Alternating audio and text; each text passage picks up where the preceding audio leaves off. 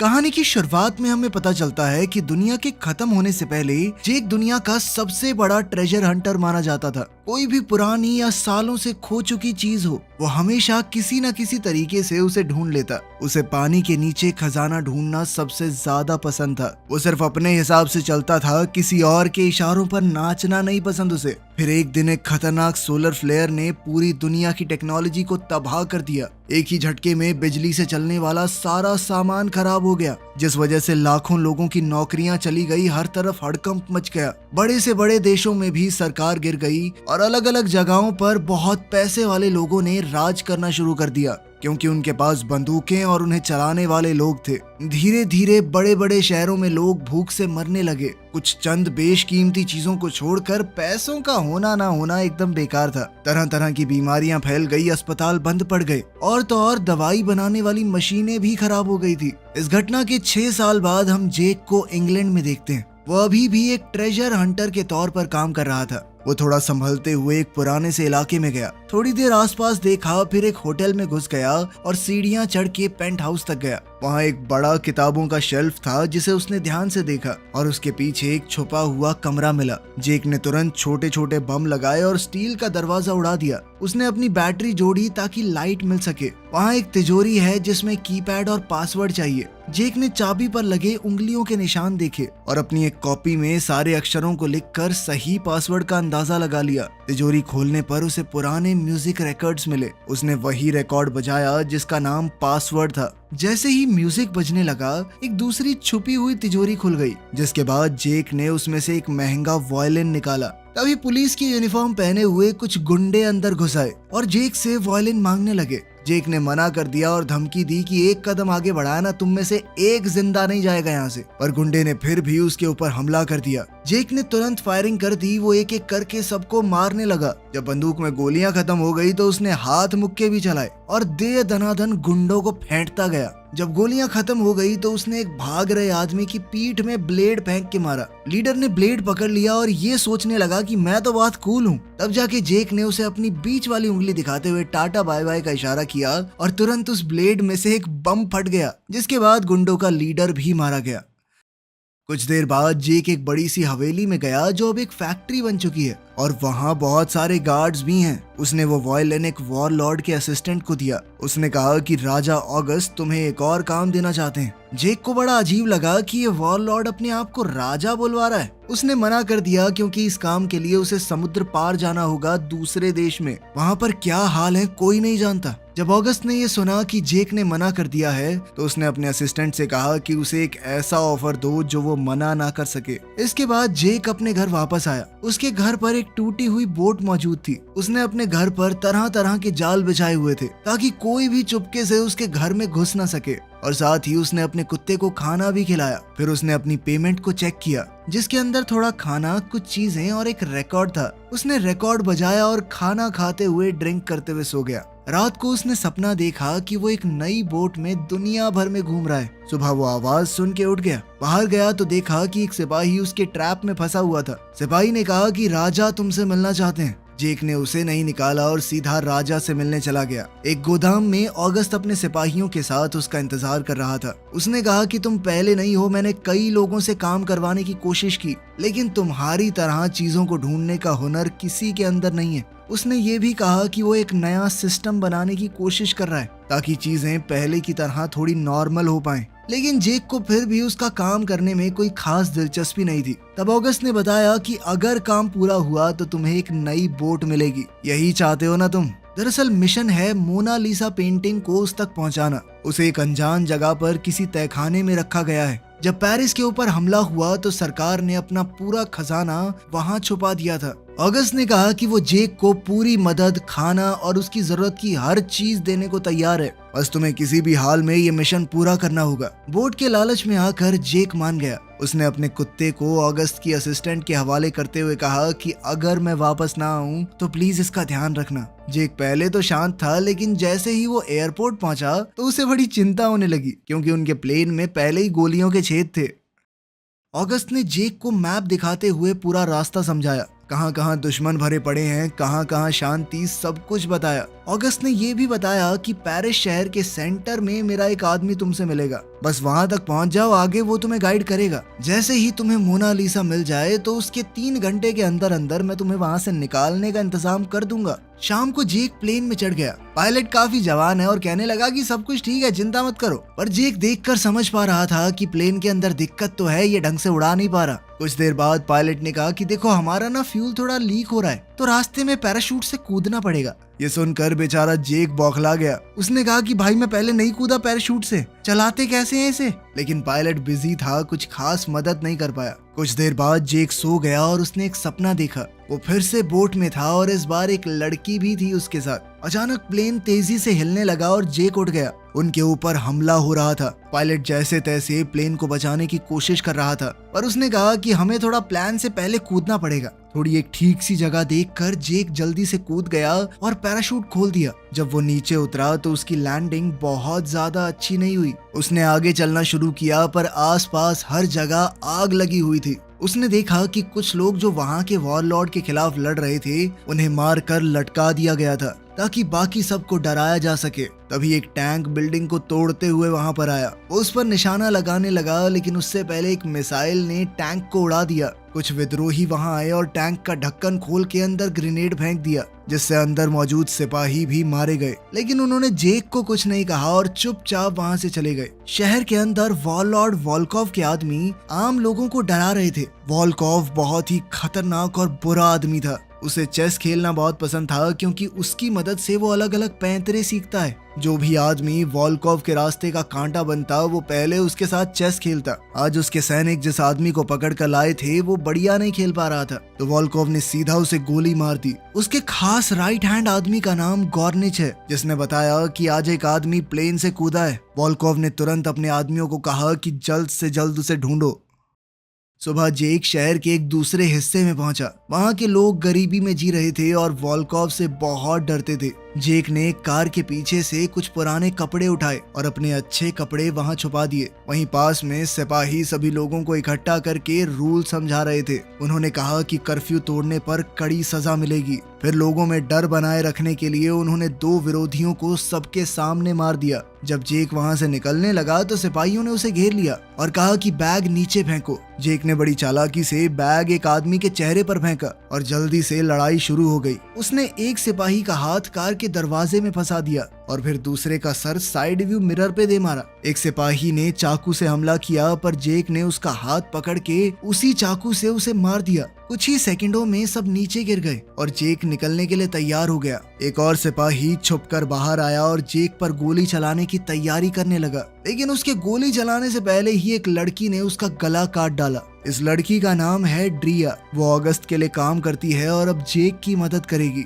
उसने कहा कि जब से तुम उतरे हो मेरी निगाह थी तुम्हारे ऊपर, पर मैं देखना चाहती थी कि तुम खुद को संभाल भी सकते हो या नहीं। अगर कोई नालायक आदमी होता तो मरने देती, क्योंकि आगे चलकर चीजें बहुत खतरनाक होने वाली हैं। जेक और ड्रिया दोनों तेजी से शहर के अंदर से छुपते हुए निकलने लगे। वो भीड़ में घुल मिलकर छुपते छुपाते जा रहे थे, लेकिन एक जनरल ने फिर भी उन्हें देख लिया। जेक और ड्रिया एक चर्च में घुस गए, जहां उनकी मुलाकात फादर सैमसन से हुई। उसके पास एक जरूरी मैप है जो हाल ही में मरे कुछ विद्रोहियों ने छुपा रखा था। सैमसन उन्हें अपने गैराज में ले गया और वो ट्रक दिखाया जिस पर वो काम कर रहा था। मैप पर उसने उनकी अगली डेस्टिनेशन दिखाई और उसके कोने में कुछ सीक्रेट कोड लिखा हुआ था। जब सैमसन ट्रक को तैयार कर रहा था तो ड्रिया ने जेक के जख्मों का इलाज किया। तभी जनरल और उसके सिपाहियों ने चर्च को घेर लिया और सबसे कहा कि बाहर आओ। जेक और ड्रिया भागकर ट्रक तक पहुंचे, जबकि सैमसन जनरल का ध्यान भटकाने के लिए बाहर चला गया। सैमसन कहने लगा कि मैं बिल्कुल अकेला हूँ, लेकिन सिपाहियों ने उसकी बात नहीं मानी। कुछ सिपाही चर्च के अंदर ढूंढने चले गए। बाहर सैमसन ने अपनी बंदूक निकाली और जनरल के हाथ में गोली मार दी, जिसके बाद तुरंत ही बाकी सिपाहियों ने उसे गोलियों से भून दिया। अंदर सिपाही भी गैराज तक पहुंचे और ट्रक के अंदर बैठे जेक को देखकर उनका ध्यान भटक गया। तभी ड्रिया ने अचानक पीछे से हमला करके उन लोगों को मार दिया, कुछ को बंदूक से तो किसी को चाकू से। बाहर वाले सिपाही अभी भी सैमसन पर गोलियां चला रहे थे, इसीलिए उन्हें अंदर चलने वाली बंदूकों की आवाज नहीं आई। लेकिन जैसे ही जेक ने ट्रक स्टार्ट किया तो रेडियो जोर से बजने लगा और उन्हें आवाज सुनाई दे गई। एक इशारे पर टैंक ने चर्च पर गोले बरसा दिए, लेकिन जेक और ड्रिया एन मौके पर गैराज का दरवाजा तोड़कर ट्रक लेकर निकल गए। सिपाहियों ने धुआंधार फायरिंग की पर गोलियों का ट्रक के ऊपर कोई असर नहीं हो रहा था। अब जेक ने ट्रक को एक रैंप पे चढ़ाकर टैंक के ऊपर से कुदा दिया और वो लोग वहां से बचकर निकल गए। लेकिन अभी भी वोल्कोव के कुछ सिपाही बाइक्स पर उनका पीछा करने लगे। जल्द ही वो एक चेक पॉइंट पर पहुंच गए जहां गार्ड्स ने भी फायरिंग शुरू कर दी। लेकिन जेक अब तक समझ गया था कि उनका ट्रक बुलेट प्रूफ है, तो उसने बिना रुके रोड ब्लॉक के ऊपर से छलांग लगा दी। अगले रोड पर एक और कार आ गई जिसमें और ज्यादा सिपाही थे, तो जेक को एक बिल्डिंग के अंदर घुसना पड़ा। टैंक ने दूर से उन पर एक गोला दागा, लेकिन उसका निशाना सही जगह नहीं लगा। वो एक दूसरी गाड़ी को जा लगा जो धमाके से रोड पर गिर पड़ी, जिससे टकराकर कई बाइकर्स गिर गए। जेक ने एक जबरदस्त तेज मोड़ लिया और धमाके से बच गया। ड्रिया ने कहा कि जल्दी से टनल में घुस जाओ, और वो दोनों जल्द से जल्द वहां से निकल गए। टनल में दो बाइकर्स अभी भी उनका पीछा कर रहे थे। बाहर निकलते ही उनके सामने एक और टैंक आया। टैंक ने जबरदस्त हमला किया, लेकिन जेक ने ऐन मौके पर ट्रक को वहां से हटा दिया। भाग दौड़ फिर से शुरू हो गई और अब सिपाही उन्हें हर तरफ से घेरने लगे थे। अचानक ड्रिया ने एक ग्रेनेड फेंककर बाइकर्स को तो गिरा दिया, लेकिन अभी भी एक गाड़ी उनके पीछे थी। टैंक ने फिर से फायर किया, लेकिन जेक ने ट्रक को कुदा दिया और वो गोली सीधा उनके दुश्मनों को जा लगी। फैसिलिटी के एक नए हिस्से में घुसते ही एक और गाड़ी सिपाहियों के साथ आ गई। टैंक फिर से तैयार था गोला मारने के लिए, लेकिन जेक ने तेजी दिखाकर अचानक कट मार दिया और फिर से उनके दुश्मन ही घायल हो गए। अब जेक और ड्रिया आखिरकार वहां से बचकर निकल ही गए थे। रात को वो दोनों एक जगह रुक गए आराम करने के लिए। जेक ने पूछा कि बस एक पेंटिंग के चक्कर में इतने लोग हमें मारना क्यों चाहते हैं? मान लिया मशहूर है, पर इतना भी क्या हो गया? ड्रिया ने कहा कि पेंटिंग तो बस एक बहाना है, असल में हमें वो तिजोरी ढूंढनी है वोल्कोव से पहले। उसके अंदर बहुत सारे हथियार भी मौजूद हैं जिसे विरोधी इस्तेमाल कर सकते हैं। साथ ही उसने कहा कि मैं तुम्हारे सपने के बारे में जानती हूँ, और उसने गुड लक के तौर पर जेक के लिए एक छोटी सी कागज की बोर्ड बनाई थी।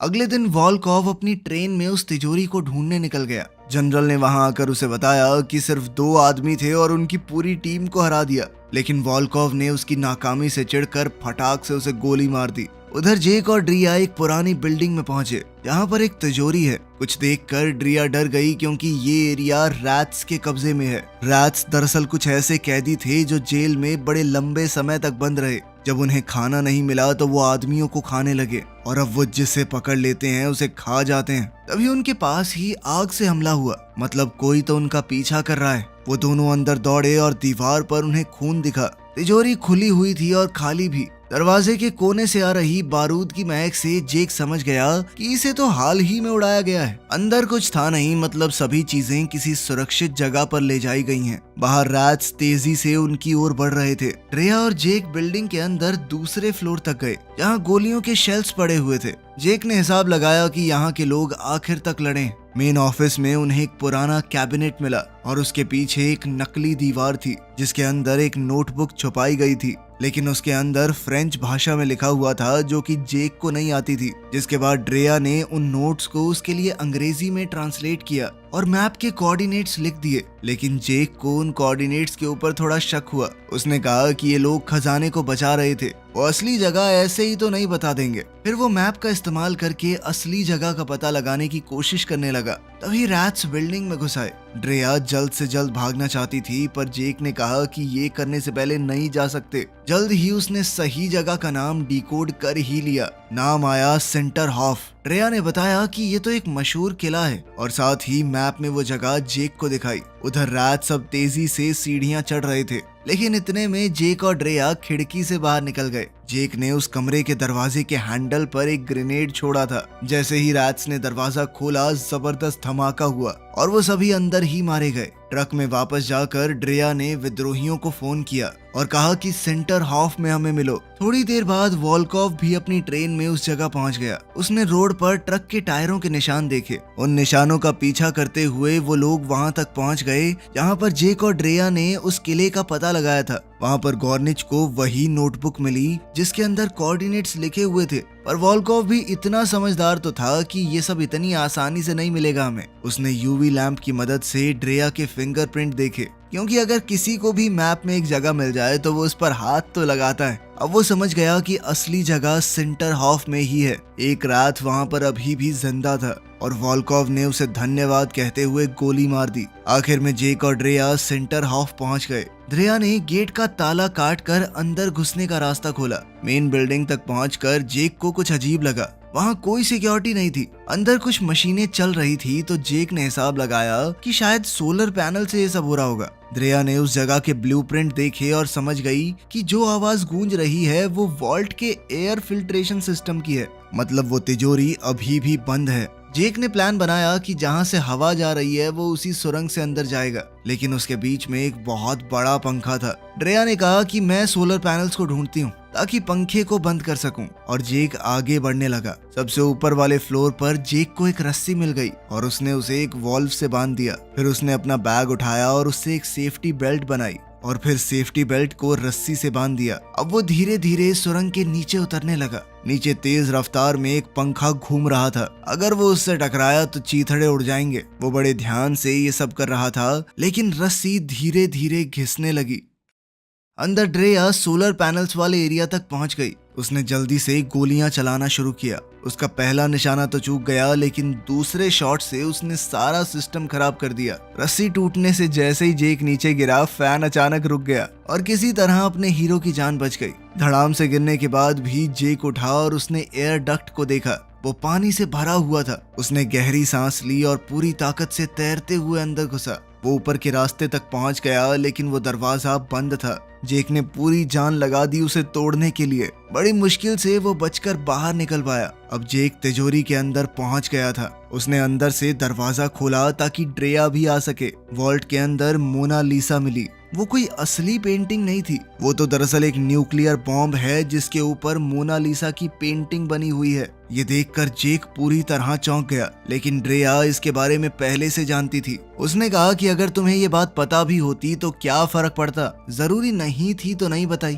ड्रेया ने बताया कि जब अमेरिका ने जापान के ऊपर बम गिराया था, तब उन्होंने एक बम रशिया के लिए भी बचा कर रखा था। ये वही बम है और अगस्त से इस्तेमाल नहीं करना चाहता। वो बस वॉल्कोव जैसे खतरनाक लोगों से इसे दूर रखना चाहता है, क्योंकि अगर उनके हत्थे चढ़ गया तो वो चला देंगे। जेक ने कहा कि कोई भी वॉर लॉर्ड भरोसे के लायक नहीं है, ना वॉल्कोव ना अगस्त। साथ ही उसने कहा कि वॉल्कोव के खिलाफ लड़ने का कोई फायदा नहीं है, वो बहुत ताकतवर है, आखिर में वो ही जीतेगा। खैर जल्द ही कुछ विद्रोही वहां आए ड्रेया की मदद करने के लिए, लेकिन अब जेक कहने लगा कि मुझे तुम सबसे कुछ लेना देना नहीं है, मैं जा रहा हूँ, मुझे इस सब का हिस्सा नहीं बनना। इतना कहकर वो ट्रक में बैठा और वहां से निकल गया। थोड़ी देर बाद वॉल्कोव की ट्रेन सेंजर हाफ पहुंची और उसके सिपाहियों ने फायरिंग शुरू कर दी। विद्रोहियों ने बचने की बहुत कोशिश की, लेकिन सिपाहियों ने उन्हें मार गिराया। गॉर्निच ने अपनी मिसाइल से हमला करके ट्रक को उड़ा दिया। अब वॉल्कोव को उस तिजोरी की चाबी मिल गई थी और उसने बम को ट्रेन में रखवा लिया।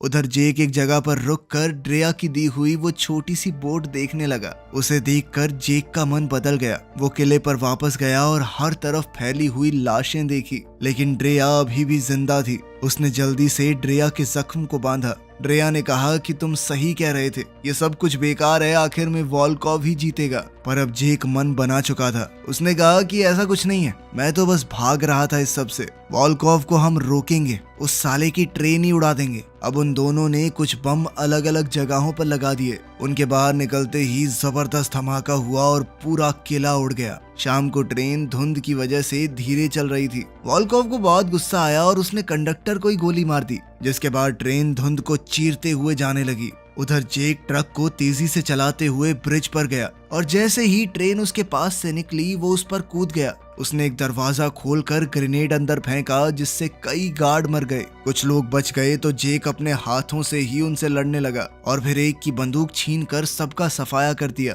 फायरिंग की आवाजें सुनकर गॉर्निच वहां पहुंच गया। दोनों के बीच जबरदस्त लड़ाई छिड़ गई। गॉर्निच भी काफी ताकतवर था। वो दोनों एक दूसरे को बराबर की टक्कर दे रहे थे। गॉर्निच ने जेक को धक्का दिया और वो बम के पास जा गिरा, लेकिन इस बार जब वो जेक पर हमला करने आया तो जेक ने मुक्का मारकर उसके गोटे फोड़ दिए। इतने में पीछे से वॉल्कोव आ गया और जेक को देखते ही तुरंत गोली चलाने लगा, लेकिन जेक ने बड़ी चालाकी से गॉर्निच को अपने आगे कर दिया, जिससे गोली गॉर्निच को जा लगी। अब जेक ने मौका देखकर वॉल्कोव पर हमला बोल दिया। दोनों के बीच जबरदस्त लड़ाई शुरू हो गई। जेक ने वॉल्कोव के हाथ पर कंपस से छेद कर दिया और उससे चाबी छीन ली। उधर ड्रेया ब्रिज तक पहुंच गई और उधर आसपास बम लगा दिए। जैसे ही ट्रेन ब्रिज के पास पहुंची तो ड्रेया ने ब्रिज उड़ा दिया। साथ ही जेक ने भी ट्रेन से छलांग लगा दी। वॉलकॉव ट्रेन को रोकने की कोशिश कर रहा था पर बहुत देर हो चुकी थी। ट्रेन सीधा खाई में गिर गई और एक जबरदस्त धमाका हुआ। ये सब देखकर ड्रेया रो रही थी।